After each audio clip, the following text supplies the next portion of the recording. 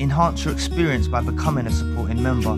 Gain access to unseen videos and video requests. 3-day free trial by visiting zionmembership.com. Chosen ones, empaths, you've got to have your empathy in check when dealing with these narcissists involved in your life. You've really got to have it in check. And it's a sad case, really, because you being an authentic individual that thinks with their heart, it's a shame that you have to put these restrictions in place. But if you don't put these restrictions in place upon your empathy, they're going to take you for a walk in the park, you know. Honestly, they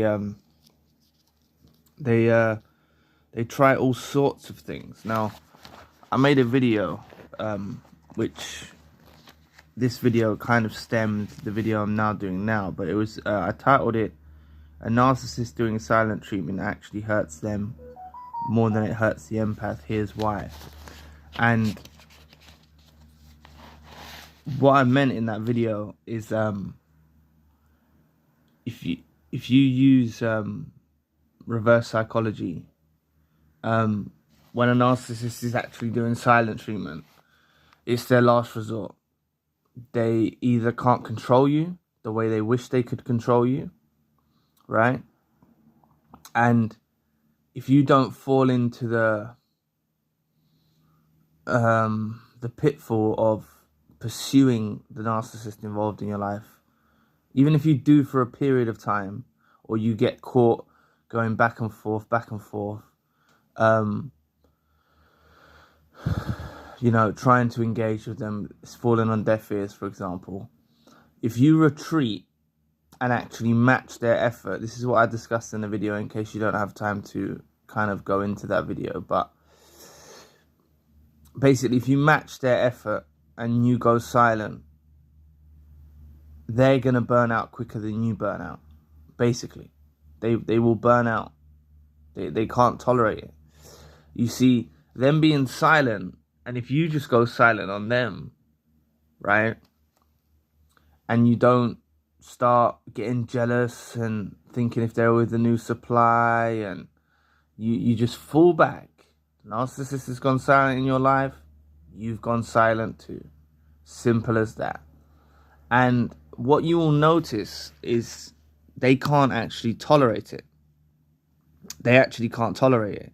You see, you might have gone through a really hurtful discard or a reverse discard, or had to deal with really toxic behavior and you had to cut the narcissist off, and then they started to do silent treatment on you or something like that, or they went silent on you or ghosted you or done something. If you fall back and match their silence with silence, match their effort, they're putting zero effort in to rectify the situation, you do the same, right? What you will see is narcissists will actually start to go through phases.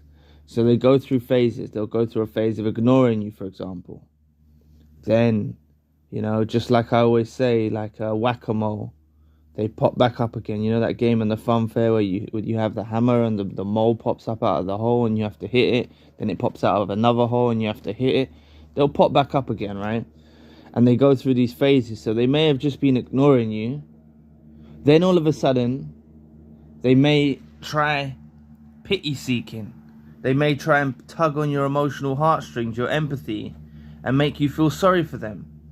But even when they make you feel sorry for them, it will be combined with an insult, for example. This is how weird they are. Like, they'll insult you, but at the same time try and make you feel sorry for them. You know, that's a tactic they use. And then if none of these things are working, they may even start being nice to you. And if they start being nice to you, you're going to start feeling guilty for how you're behaving towards them. But realistically, if you look at it from a grand scheme of things, from a bird's eye view, from a higher perspective, they went silent on you, say, or they ghosted you, or they gave you silent treatment, or they were doing these things to you, and all you did is match the effort, and you've seen how they literally cannot tolerate it. They literally cannot tolerate it. So they'll go through these phases, making you feel sorry for them, insulting you, being nice all of a sudden. They're weirdos. They're just weirdos, right? And all of this is to get a reaction from you. So if you can maintain your silence through this, or even use the words, you know, they may request that you engage with them, and you can politely decline by saying the words no. Now, you know how hard it is for an empath to actually say no? It's unbelievable.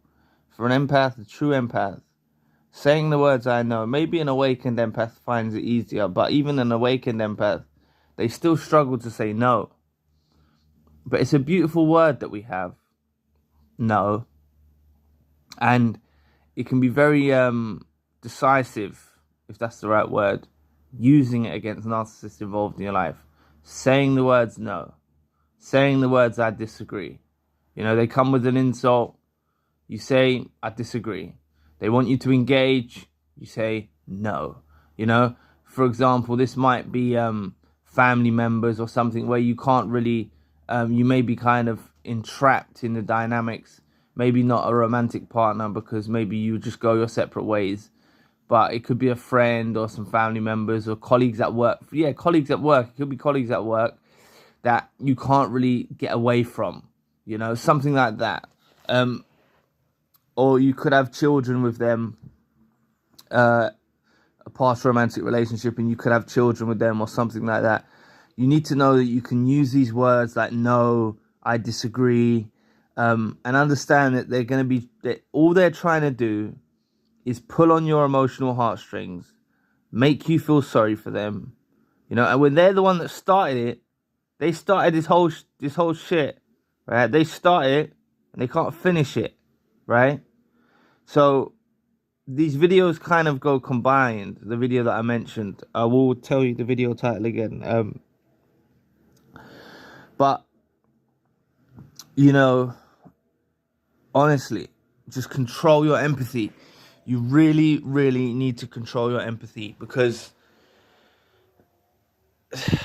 they really go through these phases. They have no qualms, you know, pity seeking, insulting you, becoming nice all of a sudden. You know, when they become nice all of a sudden, there's a whole motive and an agenda there when they're becoming nice, you know. And it's up to you how you handle it. Maybe you engage with them. Maybe you just be civil. Maybe you just show respect. But they now know that you have boundaries in place. However you want to deal with it. But you know, ultimately, when they're being nice, they're trying to like draw you back in or draw you out, so to speak, back into their world. You know, it's so messed up. It's so messed up. But this happens, right?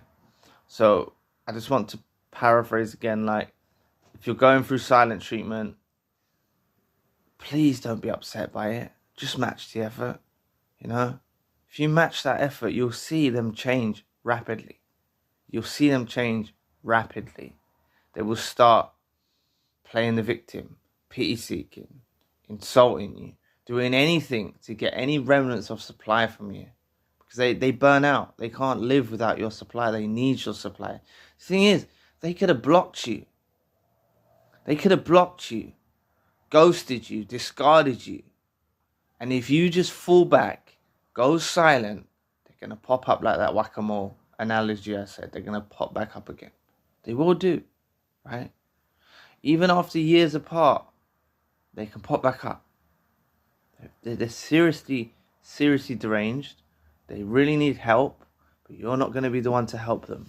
You know, they really need some help. They do have issues, but the problem is they don't actually openly admit that they have these issues. So it leaves them kind of stuck.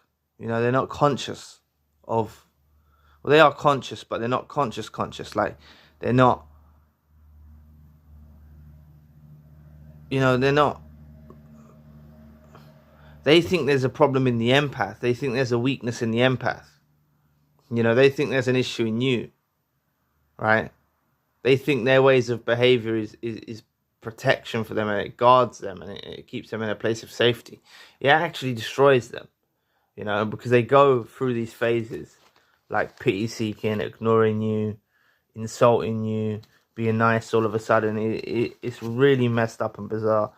But I want you to check out this video that I touched on yesterday, and it's called "A Narcissist Doing Silent Treatment Actually Hurts Them More Than It Hurts the Empath. Here's Why." And I'll leave a link for that video here. So anyway, thank you for watching today. I'll be back with another video soon. Peace.